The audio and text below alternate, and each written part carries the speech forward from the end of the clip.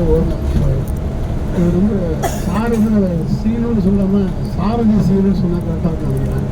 ஏன்னா அவர் வந்து நம்ம அவ்வளோ பேரும் அழகாக இந்த சென்னை ஏர்போர்ட்லேருந்து ஒவ்வொரு இடமா கூப்பிட்டு போய் காமிச்சதில் அவர் வந்து இந்த மாதிரி ஒரு முக்கியமான பணியை ஆற்றிருக்காரு. எல்லாருக்கும் வந்து ரொம்ப அருமையான தரிசனத்தையும் நல்ல தெரியாத விஷயங்கள்லாம் தெரிய வச்சு பல கைடு வந்து அவர் அந்த புத்த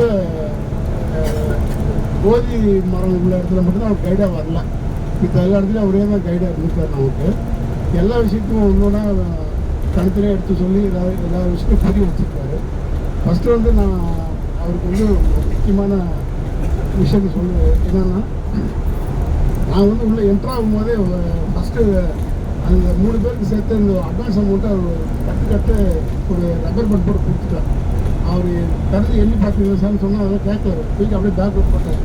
அப்போ வரைக்கும் என் பொண்ணு கூட கேட்டிருந்தேன், சரவணா டூர்ஸ் எப்படி இருக்கும், எனக்கு தெரியுமா உனக்கு, நீ பாட்டு இவ்வளோ காசு கொடுத்து நீ பாட்டு போகிறீங்க. ஏன்னா எனக்கு எதுவுமே தெரியாது, நான் யாரோட ரெஃபரன்ஸ்லையும் பண்ணல.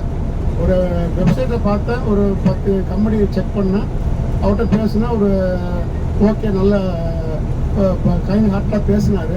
சரி ஓகே இவரே பார்த்துக்குவோம், அது எல்லாம் தான் நான் ஐயன் பார்த்துக்குவான்னு சொல்லிட்டு அந்த நம்பிக்கையில் தான் நான் வந்து பணம் அனுப்பிச்சிருக்கேன்.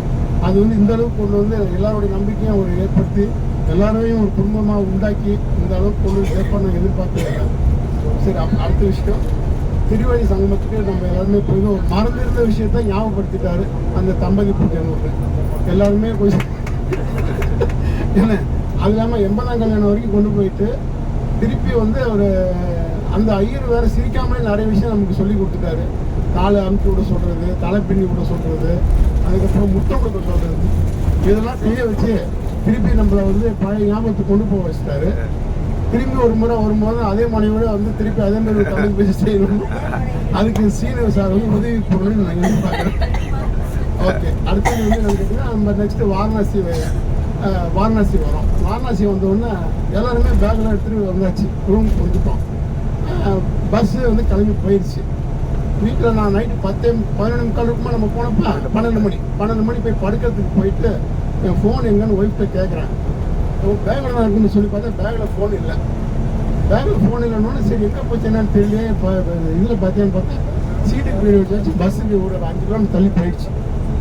நைட்டு 12:30 மணிக்கு பாவம் மனுஷன் தூங்கிட்டு இருந்தார். அவர் வரைக்கும் தூங்காமலே இருந்தவர் அன்றைக்கி நல்லா தூங்கிட்டு இருந்தார். சரி, அவரை பிடிச்சி எழுப்பி அதுக்கப்புறம் ஒரு ஆட்டோ பிடிச்சி நைட்டு 1:30 மணிக்கு 1:30 இருக்கும் போய் பஸ்ஸை போய் நிப்பாட்ட சொல்லி பிடிச்சி அங்கேருந்து போய் அந்த ஃபோன் வாங்கிட்டு வந்து வரைக்கும் யாருக்கும் சொல்லலாம், கடைசியாக நம்ம சொல்லிக்கோம் அப்படின்னு சொல்லிட்டு அந்த மாதிரி விஷயங்கள் சின்ன விஷயங்கள் பாவம் அவருடைய தூக்கத்தை கெடுத்துட்டு செய்கிற மாதிரி உள்ள விஷயங்கள்லாம் நிறைய பண்ணியிருக்காரு. அது நம்ம நிறைய சொல்லிகிட்டே போகலாம். அந்த அளவுக்கு அவர் பண்ணி முடித்து அதுக்கப்புறம் நம்ம வாரணாசி சாமி தரிசனத்தை பண்ணி அந்த 2 பேரும் திருப்பி ஒன்று சொல்லி பாவம் அவங்க சங்கடப்படுத்தாங்கன்னா அவங்க 2 பேரும் 3 பேரும் போய் நல்லா சாமி தரிசனம் பண்ணது வந்து அவங்களுக்கு அடுத்த வாழ்க்கைக்கு வந்து சீக்கிரமாக ஒரு அடுத்த நகருக்கு வந்து அது உறுதுணையாக கொண்டு எல்லாரும் அவங்களை ஆசீர்வதிப்போம். அது ஒரு விஷயம்தான்.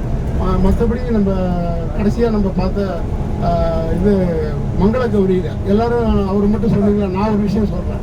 நான் வந்து அம்மாவை கூட்டிட்டு முன்னாடி போயிட்டேன் மங்கள கௌரி கோயிலுக்கு போனப்போ அங்கே வந்து ஆக்சுவலாக நான் உள்ளே போகலான்னு தான் நினச்சிட்டு இருந்தேன். அங்கே என்ன டிக்கெட் போகிறாங்க எதுவுமே எனக்கு தெரியாது. அங்கே வாசல் ஒருத்தர் நின்றுட்டு இருந்தார், இந்த மாதிரி அம்மா வராங்க சார் அப்படின்னா. அதுக்கு என்ன நீங்கள் கூப்பிட்டு போங்கன்னு சொல்லி அவரே கூப்பிட்டு போயிட்டார். கூப்பிட்டு போய் உள்ளே போயிட்டோன்னே 4 பேர் வந்து சத்தம் போட்டு என்னை கூப்பிட்டாங்க, நீ தான் ஒரு காசு கொடுத்தியா அப்படின்னு.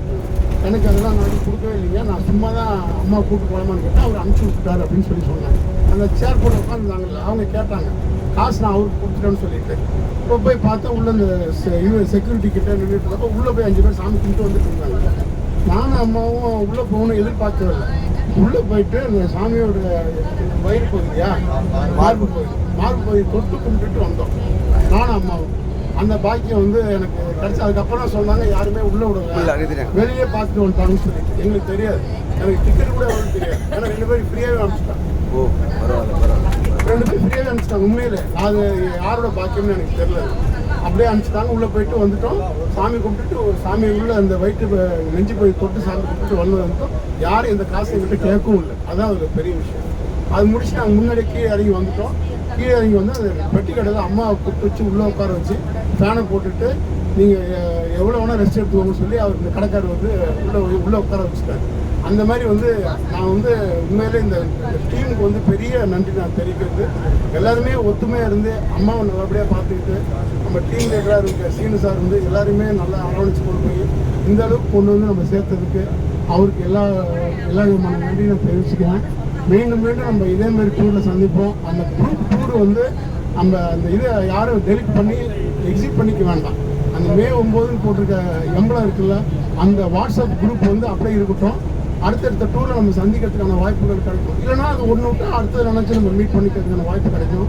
அதனால் அந்த குரூப் டூரை யாரும் எக்ஸிட் ஆகாமல் பார்த்துக்கோங்க. அடிக்கடி தொடர்புல இருந்துட்டு இருப்போம். வாழ்க வளமுடன், வாழ்க வளமுடன். தேங்க்யூ.